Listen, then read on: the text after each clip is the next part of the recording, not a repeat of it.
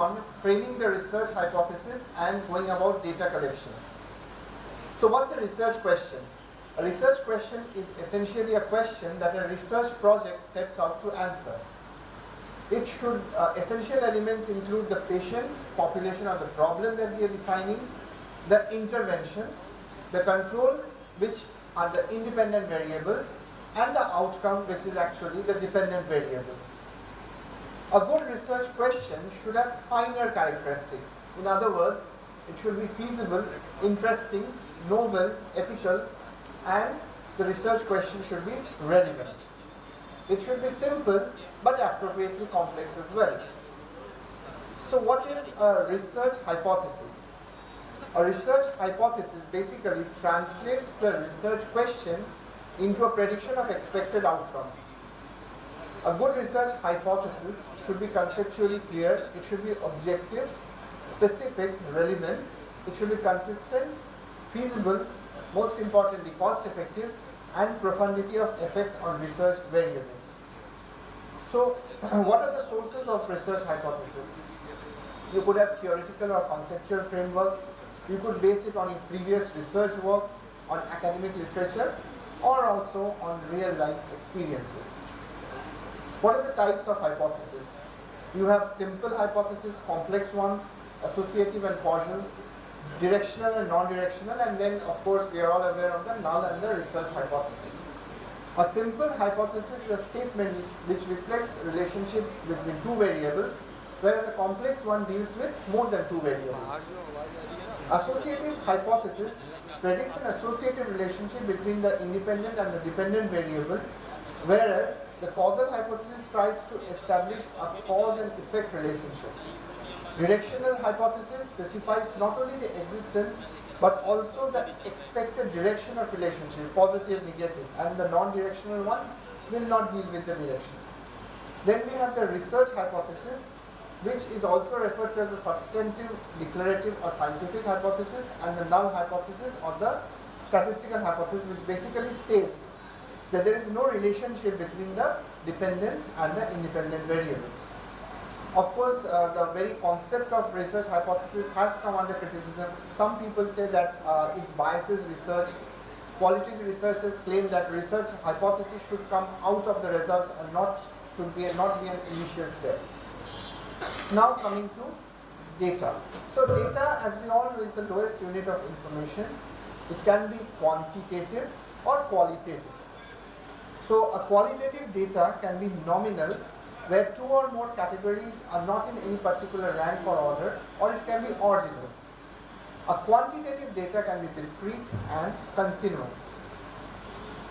Nominal data is a type of qualitative data which divides variables into mutually exclusive level categories, but they are not in any particular order or ranks. Whereas an ordinal data will have an order, and usually we use objects like the Likert scale to grade ordinal data. Discrete data can be counted, usually whole numbers or integers. We use tally charts, bar charts, pie charts to represent the same, and continuous data can be represented using line graph and histogram or regression analysis. So basically, now that we have all the data with us, if we do not have a data collection plan in place, then we will basically be like the 6 blind men and the elephant. The one who touched the tail thought it's a rope, the one who touched the trunk thought it's a wall, and so on and so forth. So what should the basic components of a data collection plan be? So you have to identify the types of data with the help of the research question and the research hypothesis, then the types of measurements and variables. Then we look at the instruments, scales, and the various methods that we have with us. At this particular stage, the clearance from the ethics committee becomes important, and then we go on to the next step, which is the pilot testing. Once we have the results of a pilot testing, which is usually done on a small sample size with us, then either we need to revise based on the results, we need to either revise and go back to the instrument, scale, and methodology, or if we are satisfied with the results, then we have to go for the operational procedures. Sources of data collection could be internal and external sources. External sources could be primary data, which is first-hand, reliable, authentic data, but however, it is costlier and time-consuming. Whereas, there are various methods of collecting primary data. Then we have secondary data which are already available in journals or periodicals, and the advantage is obviously secondary data is quicker and cheaper, but of course it will not be tailored to the needs of your research work. Secondary data of course can be collected from published and unpublished work. What are the primary data collection methods? So we have observation, where we are not interviewing a respondent. We are just observing the situation. It's an expensive method and the information provided unfortunately is very limited. Observation could be structured or unstructured. It could be participant, wherein the observer observes by making himself more or less a part of the member group, or it could be a non-participant one. It could be a controlled observation or an uncontrolled one. Controlled observation is where it is in the natural setting. Uncontrolled one, wherein we have a predefined, prearranged plan according to which we have the data that we are observing. Then the interview method. Types of interview, there are structured, unstructured, focus interviews, and so on and so forth. We have the questionnaires as well. Questionnaires consist of a number of questions which are printed or typed in a definite order on a form or a set of forms. It could be multiple choice questions. It could be open-ended questions. An effective questionnaire should be simple and lucid. Open-ended questions are best avoided. Controlled questions should be there to indicate the reliability of the respondent. And finally, we have schedules. Schedules are very similar to questionnaires, but there you have an enumerator who is specially appointed to fill schedules, and it's particularly helpful in rural settings where some respondents might not be that well literate. Finally, getting the data ready. So when you are organizing data, ideally the data should have a unique identifier. All the back-end data, the questionnaires, the interviews, testimonials, they should be preserved with us ideally for 3 to 5 years. We have to check for completeness and accuracy and remove those data that are incomplete and do not make sense. Of course, recording of data nowadays is mostly computerized. We use platforms like MS Excel, Microsoft Access, SPSS, and qualitative data stored using software like APInfo, InVivo, etc. So with that, I thank you for your kind attention, and we go on to our next talk. So I take the opportunity to introduce Dr. Sunil Morekar, who is a visiting professor lecturer, Harvard Children's Hospital, Boston, USA, a senior consultant at the Fortis Group of Hospitals in Mumbai. He has edited and published extensively, and Dr. Morekar takes a keen interest on statistics, research work, and also is an opinion leader in AI in ophthalmology. Over to you, sir. Can you change the...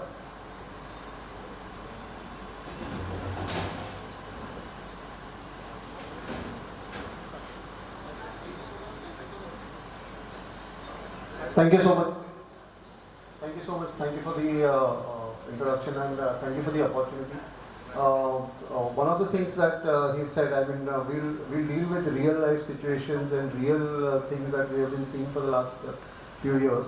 So when he's talking about keeping the data available for up to 5 years, we have looked into data of scientific research 20 years down the line. And so there is a situation where we talk about metformin versus insulin versus other medications, and how a person is better, and how the death rates and mortality rates are different. So when we compare the two groups, so most of the studies that come to us as reviewer or as editor, we do not have descriptive data submitted by the author. So you have to have the descriptive data. This was the groups, the analysis, the statistical analysis of the descriptive data to show that in terms of differences, the two groups were not different. So when he's talking about data, we are talking about blood sugar fasting and PP. In one study, the fasting and PP was equal in both the patients. So 500, 500, 200, 200 fasting. But metformin seems to be better, and it does not give rise to an issue. But when we look at the study 20 years down the line, when we go and ask them for the CRF form, the case report form, and we look at the data and we say there must be something else. So let's look at that, and then we find out that glycosylated hemoglobin and the glycosylated hemoglobin, both the groups is different. So the metformin group, at entry the glycosylated hemoglobin was better, and that is why the patients didn't die. Whereas in the other group, so your research can be completely nullified even 20 years down the line if you have an access to the data. There are researches in which there are two different things that can come in. So I'll start with the presentation. My disclosure is none, except for the fact that most of the slides are with the statistics group at KEM Hospital, Dr. Nitya Popte, Dr. Kanu Singhal at Hinduja Hospital, and Ranjit sir. I am also a Cochrane collaborator since 2006, so this is my second decade in Cochrane. I have lectured for COPE, I will Diabetic Eye Care Committee, Technology Review for Racing, and associated with 5 editorial groups. WAME, the World Association of Medical Editors, COPE, Council of Science Editors as its ex-board of directors. And these are my roles in the Council of Science Editors, and I have a conflict of interest here that we talk about artificial intelligence now in publishing, artificial intelligence in statistics, artificial intelligence in searching for plagiarism. And so as Council of Editors, we are now looking at a lot of things where artificial intelligence is concerned. So this presentation is not talking about artificial intelligence, it is not talking about network meta-analysis, which is the latest way in which you look at multiple variables. But whatever I say here, if anybody is interested, they can come over there. Those are paid $25 or $50 at max webinars for 1 hour. The objectives, he has already enumerated the types of data, so I'm going to skip that. Well, let's begin. So, where are we? I mean, this is still me. At the end of 3 decades of doing statistics, it is still me at the beginning. So, do we have a pointer? So, when it comes to statistics, you will start with a certain amount of statistics, a bell curve of statistics, and you go to the detailed examination of statistics. But when you finish something, so like you have FACO taking over ECC, or SICS taking over ECC, and then you have micro FACO, and then you have other things coming in, statistics changes. So you are always going to be there. So a CPD in statistics is something that is extremely important. So we were talking about meta-analysis, but the latest review that I have done for a paper on intraocular lens calculations, that talks about network meta-analysis. So you are doing Bayesian network meta-analysis. This is completely extraordinary. After 18 studies or courses which I have done, this was never taught in any of that. So you are always going to be there, so please keep upgrading. So the broad topics of research, and so he's already spoken about data and the research question. Once the research question comes in, the commonest things that will come to our mind is what would be the research question about? What is it that we are going to look at? We are looking at therapy or effect. So most of the times, most of us clinicians are looking for effect. Like drug का क्या effect हुआ, surgery का क्या effect हुआ? Is surgery going to help? Is this particular drug going to be help? How is it going to help compared to something else? So for that you are going to need a RCT. Sometimes you are looking at diagnosis, for which you will do a cross-sectional survey like just spoken about. So that can be validity of a test. Can we trust a test? Can we trust HRT versus OCT, or can we trust HRT better than the visual fields, or what is going on? Sometimes you look at reliability. Can we get the same results again and again? DCT, can we shift over to DCT or Pascal tonometer instead of applanation? So these are the questions that will come to mind. So for this, you will now have to do a different type of study. So there will be cross-sectional surveys that you will have to do. So you will have to take a cross-section. We'll come to that. Screening. So you have to screen what is the percentage of people who have glaucoma in this room. So we'll screen this cross-section of people. Or what is the people who have glaucoma in Kolkata, in Vishwa Bangla Center area. So you look at that cross section. So that is a screening aspect. Prognosis is the effect of early pickup. So if you're looking at prognosis, you're definitely going to do a study which is going to be over a long term. So it cannot be that I do a cross-sectional study today and find out what is the prognosis. I'll have to do it over 1 year, after 5 years, after 10 years, and then look at the study and how many people are dying, or how many people are getting worse, or how many people are getting better with a particular drug. So what is the prognosis of the case after I started this treatment? So that will need a longitudinal cohort study. So each of the studies will be different, and why I'm saying the study is different, because based on the study, and I'll skip the data part because he's already spoken of the data, so based on the kind of study you are doing, and the kind of data that you have collected, whether it is parametric or non-parametric, whether it is discrete or ordinal, or whether it's multifactorial data. So on basis of that, you will have to choose your statistical test. Now, most of the times the statistician will come and tell you, let's use this test. But I have burned my fingers because there is my name associated with a study in which we studied the corneal endothelial cell loss after surgery, after 1 week, after 1 month, after 6 months, after 1 year. So we studied it 0 pre-operative 1 month, 0 6 months, 0 9 months, 0 1 month, and we did paired T. Completely wrong, and it bears my name. There is digital footprint. Dr. Sunil doesn't even know the basics. Okay, there is going to be a variation of the endothelial cell loss. So there's going to be 0, 1, 6, 9, 2 years. So there is going to be a variance. So you're going to do an analysis of variance. So you're going to do an ANOVA and not a paired T. So you give him 2 data, and the statistician is going to say paired T, sir. No, I'm going to look at it over 4 years. Alright, so then you're going to do an ANOVA. And now you're going to do a longitudinal study. So the longitudinal study, the statistical test used is going to be different. So some basic points, there are only 2 slides which are important in this whole presentation. Alright, so click a photograph of that 2 slides. Alright, and keep it with you, because that's the one which you're going to use for your students, for yourself, everything. So the study designs we all know. I'm not going to go into the details. So it is like the rats here. Random RCT, randomized control trials. So it's a controlled environment like you spoke about, and you need to randomize the nice way, because there are studies in which I have looked at studies which are highly quoted, highly cited, and I have told them later on that where is your randomization method? What is the randomization method that you use? And the randomization method is wrong, your study is absolutely invalid. So when people ask me, are you going to put this study into the diabetic eye care guidelines that you're going to write for the International Council of Ophthalmology? I'm sorry, the study has used completely wrong ways of randomization. How can I include this study? The study's weight is lost. I may still include the study, but the weightage is lost. And so when you draw that forest spot, the study doesn't have much weightage. So you want to look at the randomization, whether it is done nicely using tables or sequentially numbered sealed envelopes with computer generated random numbers, right? And both groups are then followed up for a specific period and analyzed in terms of specific outcomes. So you take it for 1 month or 6 months or 1 year, and you have to define that period well, because many times people take the period wrong. So I have followed it after 1 month. 1 month kuch effect nahi hoga. I did a DCR 1 month, everything is fine. Obviously everything will be fine. Alright, what is the follow-up that you're going to look at? Are you going to look at 5-year follow-up? And then somebody come and told me I did a 20-year follow-up. 20 year ka zarurat hi nahi, 5 years pe agar theek hai to 20 years pe it's going to be fine. So the specific period has to be specified in the research question and defined outcome. So what is the outcome that you have defined? That my IOP is fine, great. But what about the field? So you don't use surrogate measures. So the measures that you're going to use is going to be very specific, which are valid measures and not surrogate measures. Then you have a parallel group comparison.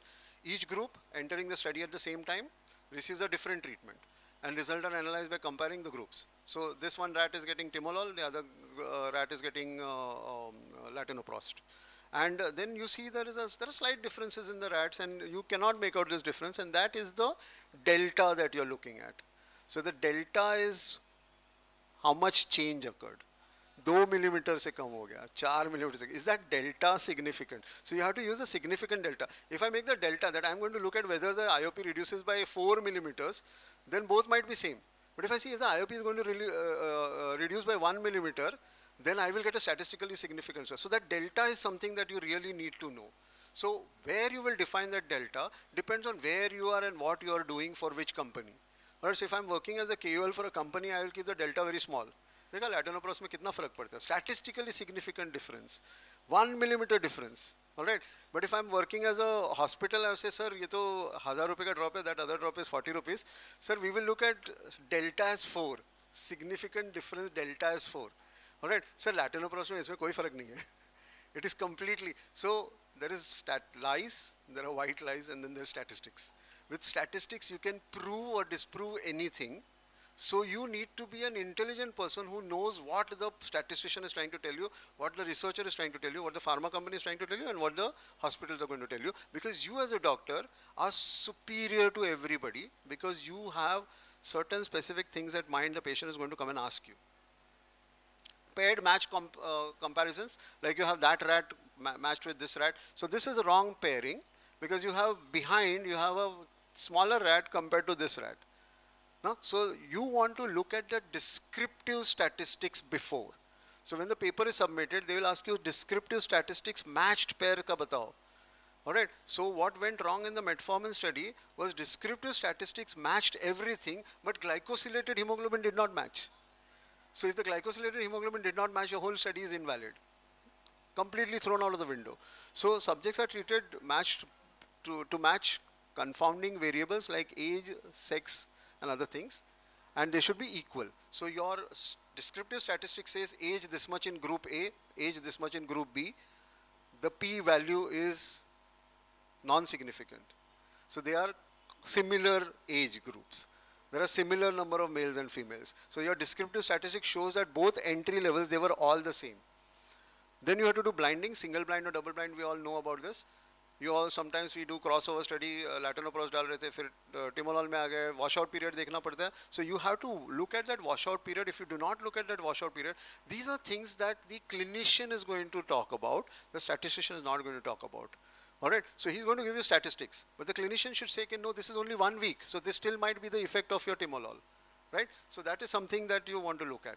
And you have sometimes placebo control. We also do sham surgeries, but you have to have ethical clearance for that, and that is very difficult. We now know there's something called as placebo effect, has a scientific basis to it. And then you look at tails of the study. So when you have a two-tail study, I have an IOP, I am using a drug, it is always going to reduce. It is never going to increase. So I need a single tail.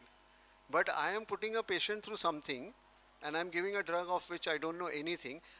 I'm going to now check for BP, but I'm also looking at blood sugar as a side effect, or I'm going to look at acidity, but I'm also looking at side effect, or I'm looking at infective ability and side effects. So the infective ability goes down, but the sugars are going down with Ciplox or something like that. So that can go up or go down. So the sugars can go up or down. So then you will need to use a two-tail study. Then you have factorial designs and cohort studies, which are carried over a period of time. So you are looking at monkeys. You are looking at Sunil Murikar. Sunil Murikar is still not evolved otherwise, except for his statistics. Otherwise, he's still a monkey. No? So you're following him up for 30 years. Then you have to do case control studies. Again, the same way you have to match. And then case cross-sectional surveys, like I talked about cross-sectional.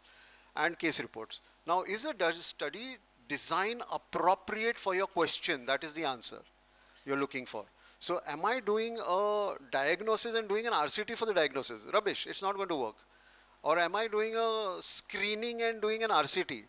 How can you do an RCT for screening? So people tell me there is no RCT for this particular question.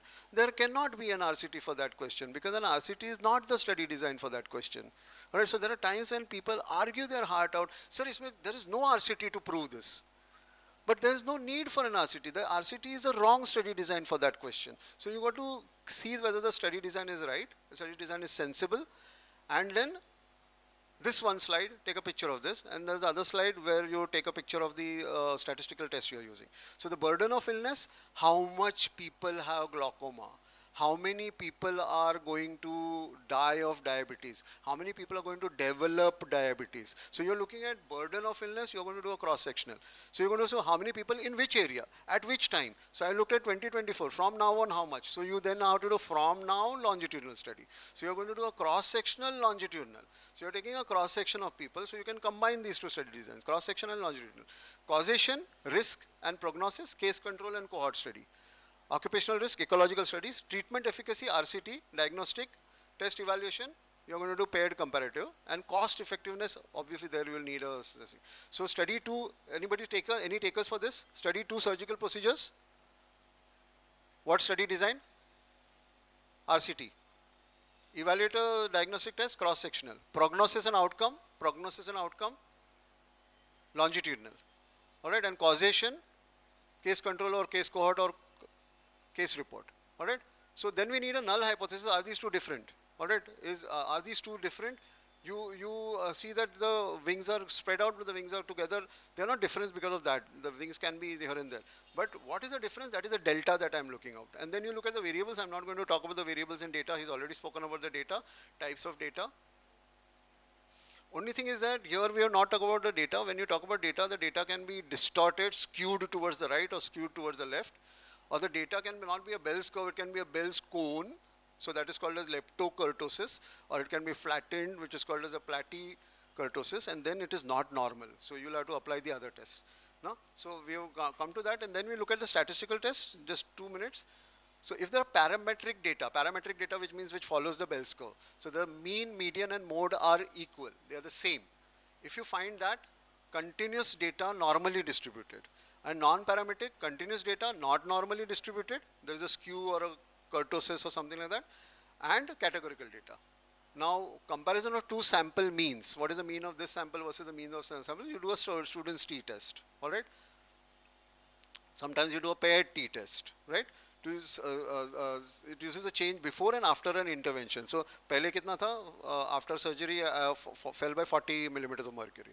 Right? Reduces the degree of variability between the groups. And then ANOVA that I spoke about. When you are looking at multiple samples, you are going to do ANOVA and not a paired T. Non-parametric test, it tests proportions, ratios. Alright, so the Pearson's chi-square test or Fisher's exact. And testing ordinal values, which are ordered, you are going to use the Mann-Whitney test or the Kruskal-Wallis test. The use of non-parametric tests, the interpretation is that the p-value is significant. So I'm not going to run into the details of this. I just want you to remember which tests are required where. Alright? So you assess the difference between two groups. Two sample t-test if it is parametric data. This is one slide you want to keep in mind. Two samples, sample t-test. Two samples. With the multiple samples or there are non-parametric, you're going to do Wisconsin rank test or Mann-Whitney test. It is non-parametric, Mann-Whitney. Alright? So, or Rendell's S. If there is an assessment of difference between two or more groups, one-way analysis, two or more groups, ANOVA, if it is parametric. So the same thing looking at means over a period, looking at cell count over a period of time, so ANOVA, otherwise you use the Kruskal-Wallis.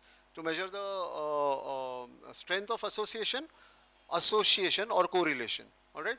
And if it is parametric, so correlation coefficient parametric, and Kendall's tau if it, or Spearman's if it is non-parametric, and assessing the difference paired T or Wilcoxon sign T.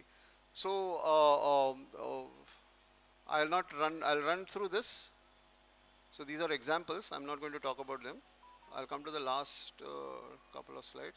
So again, a test again for all of you all. Compare means from independent samples. Means from independent samples, and they are parametric, normally distributed. Mean, median, mode is same. What will we use here? Paired T or student T test. Alright? And if it is non-parametric, Mann-Whitney or Wilcoxon's rank sum. Then you can rank it because it's not the same. And compare means from sample, paired T or Wilcoxon's matched pair T. Compare 3 or more, ANOVA, or if it is non-parametric, Kruskal-Wallis. Compare proportions, when you talk about proportions, ratios and all, chi-square test of Fisher's, whether it is parametric, non-parametric, doesn't matter. Compared proportions from paired samples, it is going to be McNemar's test. And two continuous variables, Pearson's coefficient, if it is parametric. So people sometimes use Pearson's coefficient is significant. Alright, but this is a non-parametric, so you can't use Pearson's. It is not normally distributed. But if it is not normally distributed and you use Pearson's, it's wrong. You have to use Spearman's. Right? So you have to look at this one glance at the paper and you know this paper is completely non. Or somebody is trying to prove it. They are using a non-parametric test for a parametric data because you want to prove significance. Or you are using a parametric data for non-parametric because you want to prove significance and say, see, I did something nice. Right? So this is the last thing. We are not going to look at specificity and sensitivity. Last thing we use is survival analysis when you're looking at cross-sectional longitudinal, right? And you have the Kaplan-Meier test, which all of us use it. And the Kaplan-Meier test, you have to compare group 1 with group 2, how many people are dying in group 1 or how many people are dying in group 2 or are getting worse or something like that. And if there are non-parametric Kaplans, then it is Mantel-Haensel. You can take a picture of this also, or a long rank test. And if there are more than 2 groups, it's a log rank or Mantel-Cox. Finally, he spoke about causation and association. So the last thing that I tell people is that there is a study which was done in which they said that there is an association between the sales of Pepsi and the number of ants in the room. So Pepsi के sales को ये देख के Coca-Cola के bottles के साथ एक packet चीटी दे देंगे, sales बढ़ जाएगी. Alright, so you have to look at Bradford Hill's criteria for causation, because here the confounding factor is heat. Because there is heat, there are ants. Because there is heat, Pepsi sales are more. So you have to look at confounding factor, and that is where the Bradford Hill criteria comes. People say this is associated. It is associated, it is not causal.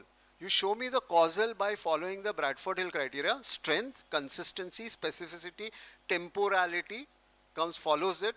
Alright, biological gradient, plausibility, coherence, experiment, and analogy. So these are 5 different parts. These are the things that we do there.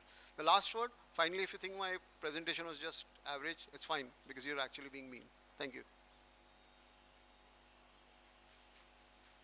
Thank you, sir, for your talk. So now I have the pleasure of inviting Dr. Anuradha Chandra for speaking on finalizing and submitting the manuscript.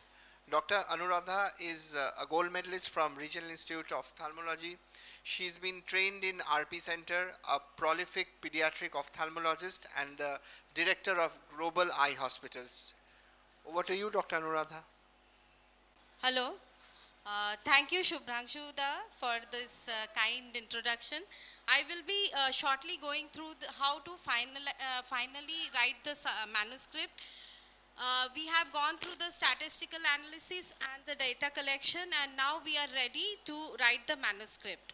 What we need to remember is that we have to first decide that where we are going to publish or what is our target journal, because there is a specific way you write for each journals. There is a author instructions of each journal, and we should go through that carefully before writing our own manuscript.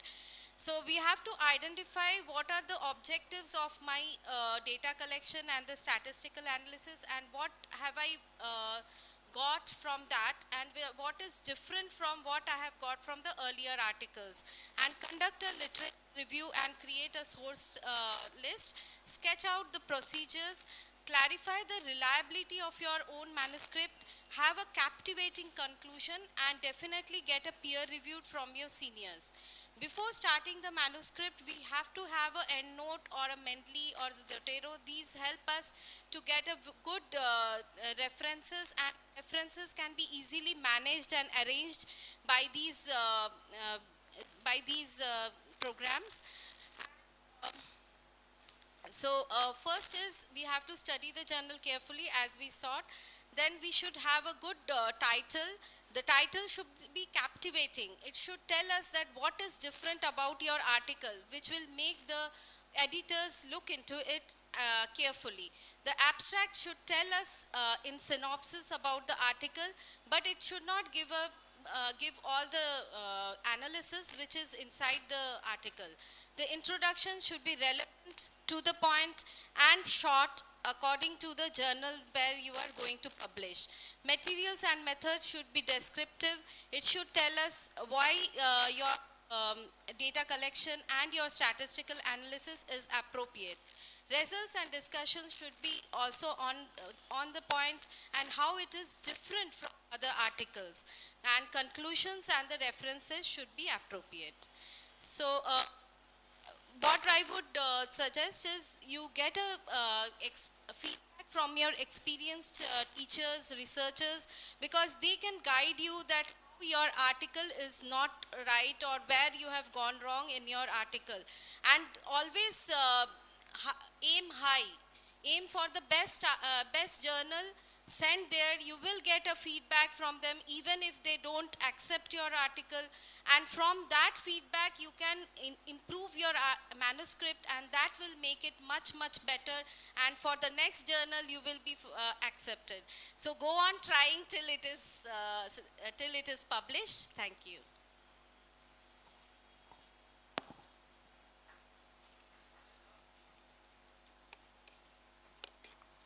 Thank you very much, Dr. Anuradha, for the concise presentation. So I next invite Dr. Chandrima Paul. She will be speaking on writing a review article and meta-analysis. She will also be speaking on financial disclosures and plagiarism checks. So a very brief introduction for Madam. Dr. Chandrima Paul is one of the very first PhDs in ophthalmology in India. She was the Honorary Secretary of the Glaucoma Society of India and the President of the Kolkata Association of Ophthalmologists. She is the Director of BBI Foundation Hospitals, has authored multiple chapters. She takes keen interest in research and publications, a key opinion leader in the field of glaucoma. She has been doing pioneering work on early diagnosis and progression of glaucoma in whole of Eastern India. She is also an ardent pianist, a popular debater from her school days, and loves traveling, and is very passionate in the love of nature. Over to you, ma'am, for your talk. Thank you. Good evening, everybody.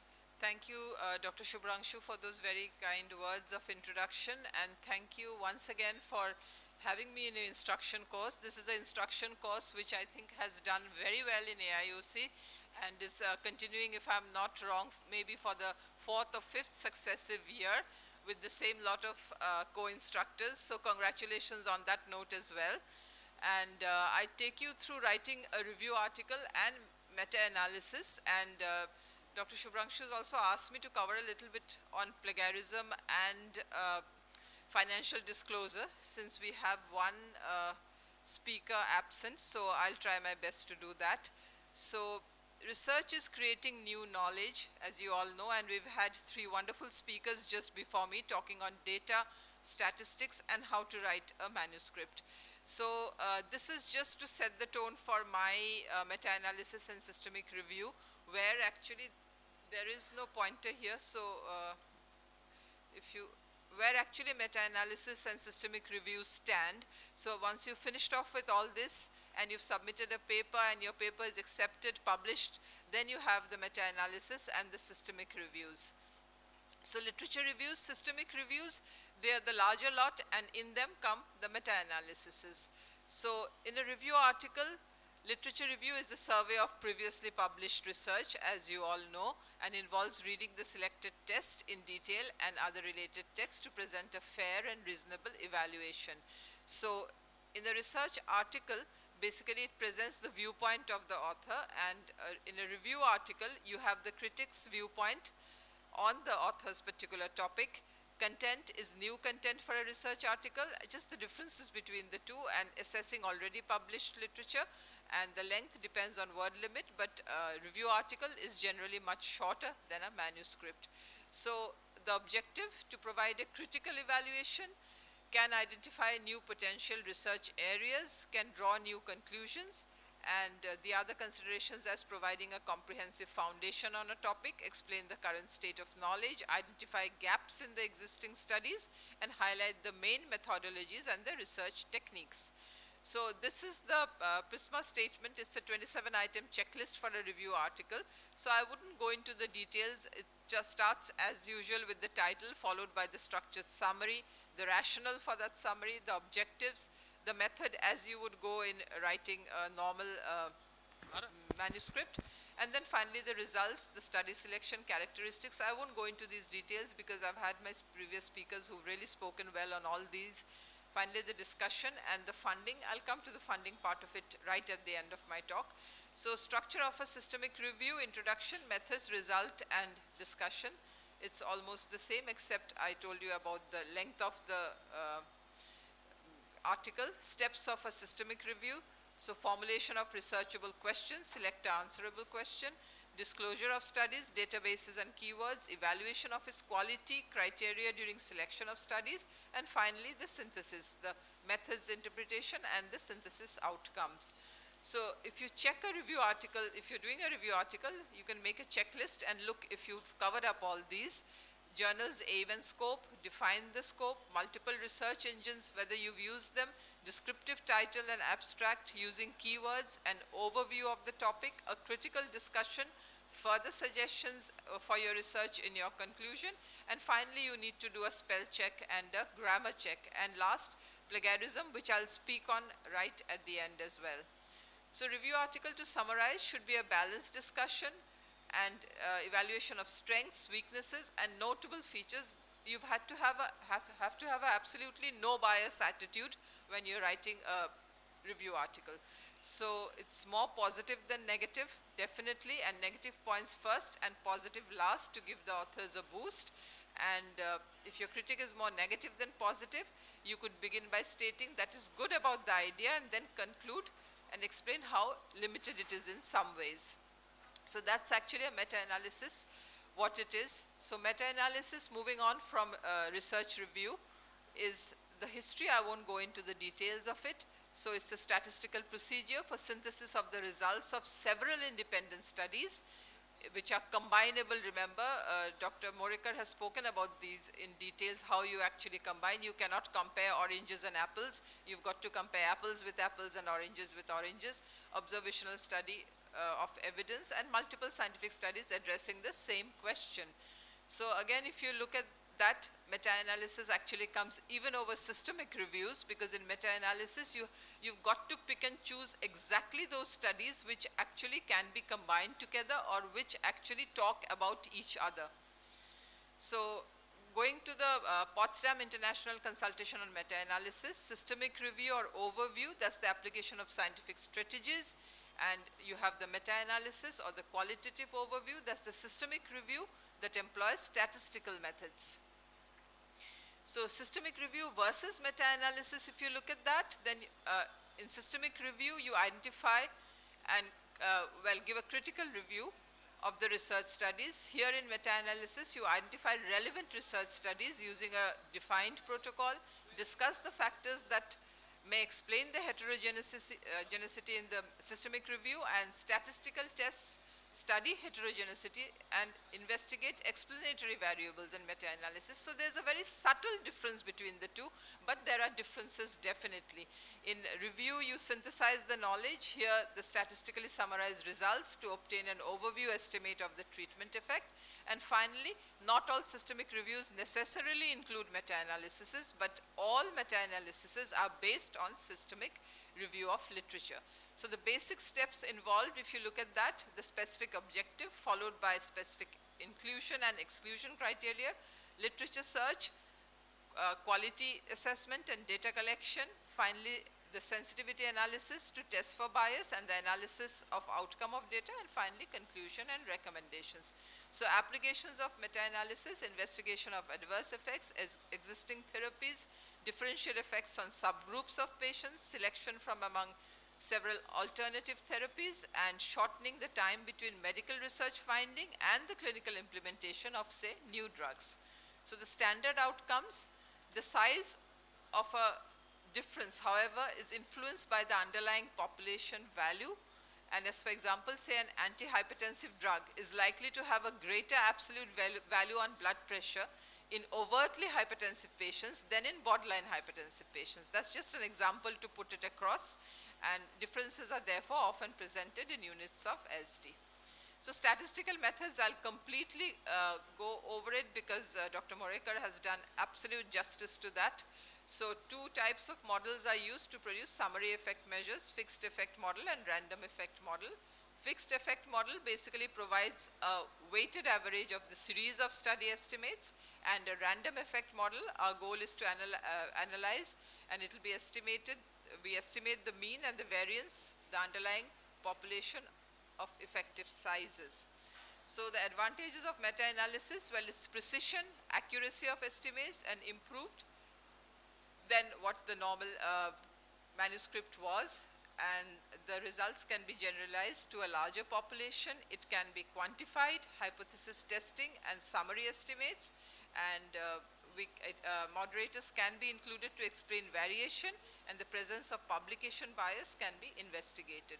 Limitations, every study has its limitations being perceptible to publication bias, and publication bias here can be done purposefully or accidentally also, and poor designs are also mixed with good ones.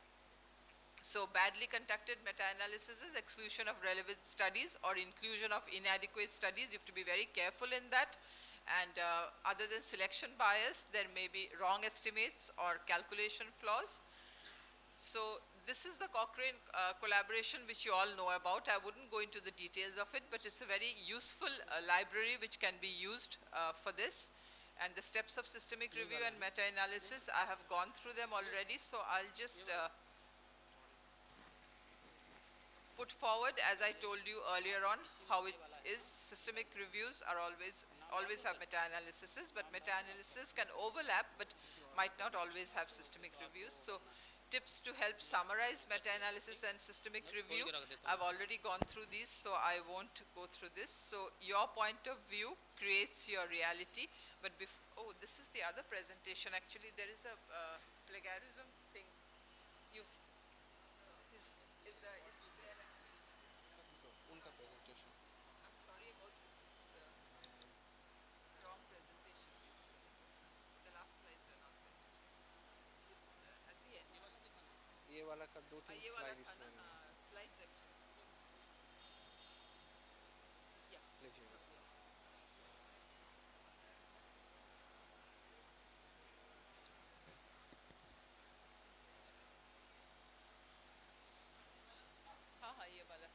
I'm sorry about switching podiums, but he didn't put the final presentation. So anyway, a few things on plagiarism. You all know what plagiarism is. Plagiarism is the act of using others' words and ideas without proper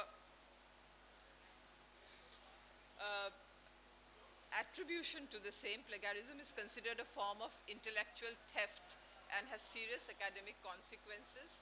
So the types of plagiarism basically are copying, that's the most common, patchwork plagiarism, you know what that is, and paraphrasing plagiarism, like you can pick up a paragraph or a phrase from somebody else's article. Unintentional plagiarism, you might not be aware of it and you just use something which somebody else has used without giving due weightage to that. And there is a plagiarism detection software which can be used. So things are very easy in the days of the internet. So you can actually use this and find out whether your article is picking up, you've picked up things from other articles without giving them a reference. If you've given them a reference, that's absolutely fine. But you haven't given them a reference, then you could actually be pointed out for plagiarism, and that is dangerous. So you need to take care of that. And how to avoid plagiarism is that when you are actually yeah, I'm finishing in 2 seconds. So every single instance, you have to be careful whether you're taking the phrases and you've given the author's name who has used those phrases. If you're using quotations, that's also fine. And if it's longer quotations, it's best to give them in a reference. And if you're trying to express somebody else's words, then you should not be using those words which have been written in the particular text from which you're taking it. And whenever you're using your own words to express what somebody else has said, that is fine, that's not plagiarism, but don't use those particular words. And plagiarism is something which you actually can check on the net before you submit your manuscript if you're not aware that how many things you've picked up from other people's articles. And just one slide on financial disclosure, that is, whatever financial disclosure you have, you must actually admit it, because if you're doing a meta-analysis, a review, or a manuscript writing, and you actually have a collaboration with some company about a drug or a new device that you're actually studying, then you could be caught for conflict of interest. So you actually have to give your financial disclosure very carefully and everything in detail before you actually write an article or meta-analysis or everything that you do.